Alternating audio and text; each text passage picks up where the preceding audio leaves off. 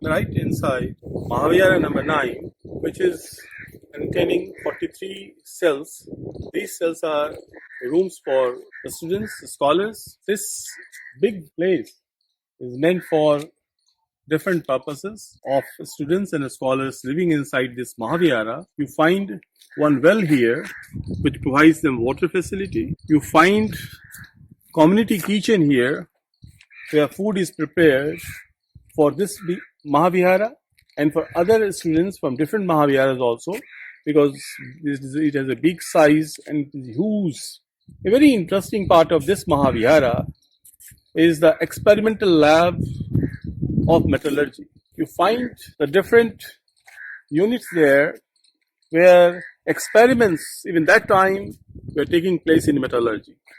Metallurgy is one science which is very important because it determines the strength and value of the metals, their experiments, enriching the human society, the civilization. So in this Mahavihara, we find evidence of a metallurgy unit existence in ancient times. This big place was used for different purposes, but one major purpose was morning prayers, evening debates, and discussions and debates which can take place at different point of time in the whole of the day. So we find that it is very self-contained unit, and this was one of the beautiful part of the Nalanda Mahaviharas, that every Mahavihara was an independent unit, which also indicates too that different discipline of knowledge was given in one Mahavihara. Maybe some stream or different level of students of different nature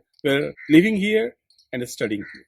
I'm inside Mahavihara number 9. Inside Mahavihara 9, we find huge space which is used for different congregations. It was a community space, as scholars and students were living in different cells, and it was self-sustained, as water is very important for such a large number of students to use for their living, for drinking, and for the common kitchen which was in existence in this Mahavihara. We find well here. This well is very important from different point of view.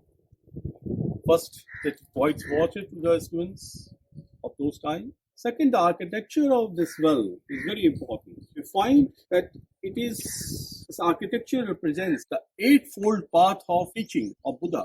So brilliant and beautiful that boys and scholars were reminded of to different architectures and facilities available inside the monastery, inside Mahavihara, inside the university, of their staying for purpose of staying here, for their meaning of life, and for a guidance to them of knowledge and would-be kind of deliverance they have to go when to the world to deliver to the common masses and to their area. So this well is hexagonal, representing eightfold knowledge spoken by Buddha, which is known as Ashtanga Marga, eightfold path of Buddha's teachings and learning.